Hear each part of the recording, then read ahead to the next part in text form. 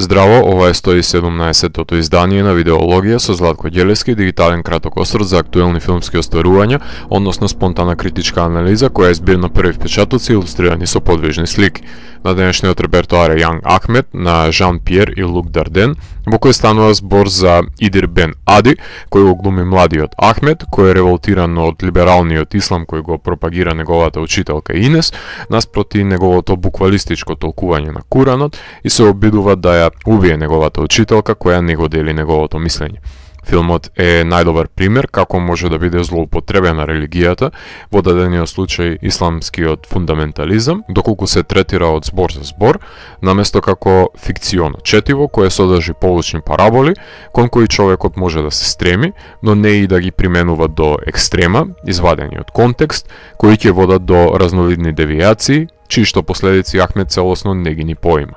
Религијата прераснува во опасна материја, посебно кога необработениот, суров збор ќе се предаде на најмладите и неупатените, во кои гори бунтовниот порив и само бараат изговор за да го разлеат на поразличните од себе, наместо да ги прифатат сите со своите индивидуалности. Уште од првиот кадар го забележуваме растрчаниот Ахмед, кој е склон најпрво бурно да реагира, а потоа да ги промисли своите акции и реакции, како и повеќето негови врсници. Од будното, речиси документаристичко око на браќата Дарден, низ годините можеме да уживаме во постепеното душевно соголување на молчеливите ликови со неодлепувањето на камерата од нив, уловувајќи ја нивната рутина и на некој начин сублимирајќи ги нивните причинители и мотиви, кои ги доведуваат до незавидна ситуација во која се затекнати на крајот на делото. Од секогаш биле вешти прикажувачи на каузалниот след, без да го наметнат присилно врз гледачот, очигледниот развој на нечија човечка пропаст. Ахмед се преокупира со задолженијата на вистинскиот муслиманин, што заборава на човечноста и емпатијата, присилно наметнувајќи го својот светоглед врз другите, непотребно антагонизирајќи ги тие што сакаат да му помогнат во оваа coming of age потрага по собствениот идентитет. Момчето кое треба да стане маж доаѓа од семејство на самохрана мајка со која е во постојан конфликт, често им замерува за однесувањето на жените од неговата фамилија, а недостатокот од татково семејството го исполнува со слепа верба во зборот на имамот. Воочлива станува обсесијата со молитвите и преданоста кон Куранот, меѓутоа без потребната поддршка од имамот, оваа посветеност многу лесно може да премине во бегол фанатизам.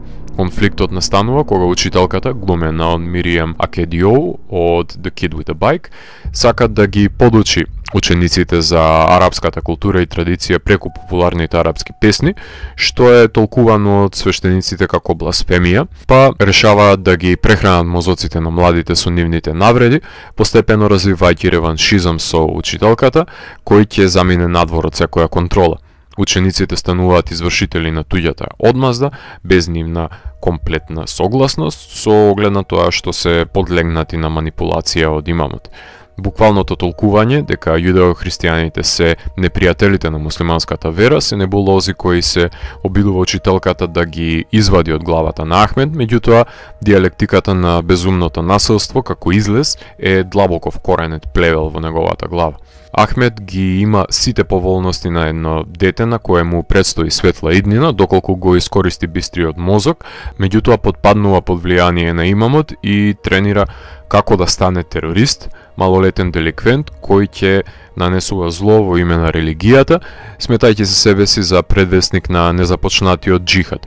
Во поправниот дом Ахмед првично се противи на правилата, а потоа лицемерно се согласува дека е променет, се со цел да може да се доближи до својата жртва, размислување на кое би бил склон еден социопат во изработка, но режисерите не застрануваат од прикажување на хуманата димензија на ликот, наместо да го прикажат како чудовишен серијски убиец, како што еден Михаил Ханеке би создал, доколку би имал можност за тоа. Браќата Дарден се фокусираат на потребата за испуштање на наталожената репресија на поривите кај Ахмед. Религиозната затруеност е хендикеп за Ахмед дури и на љубовен план, а епилогот крие соодветна казна за фанатизмот на пакосното момче, кое си ја упропастува својата иднина со подлото нанесување на штета на тие што имаат поразлично мислење од неговото. Монтажерката на филмот е Мари Хелен Дожо, која што е заслужена за овој редуциран и концизен филм, а снимател е Бенуа Дерво, кој го заменува стилот на долгогодишниот соработник Алан Маркоен, во кој во чекор го следи протагонистот и го снима на рака за да го долови натурализмот на делот. За пофалба се режисерите од неколку причини, најпрво поради тоа што во ера на празно интелектуализирање и создавање на шупливи двочасовни филмови, тие го поштедуваат вниманието на гледачот во ова редуцирано и синтетизирано 90-минутно остварување, кое е концизно и директно, наместо осиромашените двочасовни дела кои имаат една и единствена развлечена идеја во нив. Од првите документарни филмови до ден денес браќата Дарден успеваат да побудат реакција во мене со нивниот социјален реализам за маргинализираните ликови, да се бунтувам против нивните избраници и да им противречам на нивните ирационални одлуки кои се на сечија штета. За овој филм Дарден посочуваат дека фанатиците подигнуваат зид, менажерија помеѓу себе и светот и не дозволуваат да застранат од зацртаниот автодеструктивен пат. Филмот е тука да понуди емпатија кон сите ликови кои се наоѓаат во незавидна позиција во потрага по покаяние за нивните непремислени одлуки.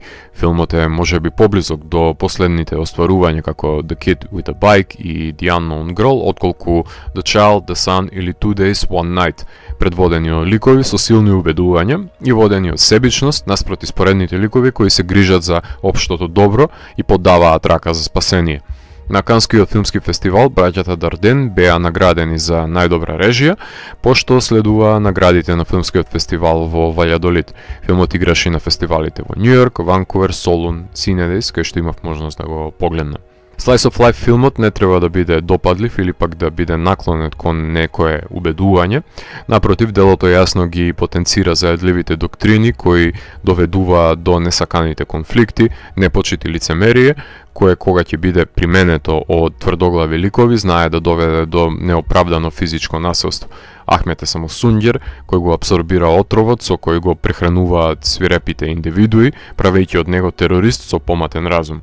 Ако морам да го евалуирам, тогаш Јанг Ахмет од мене има 4 од 5. Доколку ви се допадна 117-тото издание на дигиталната архива Видеологија, лајкувајте го видеото, споделете го и следете го каналот. Постигнете и поостанатите рецензии на виртуелната полица. И благодарам за вниманието. Поздрав!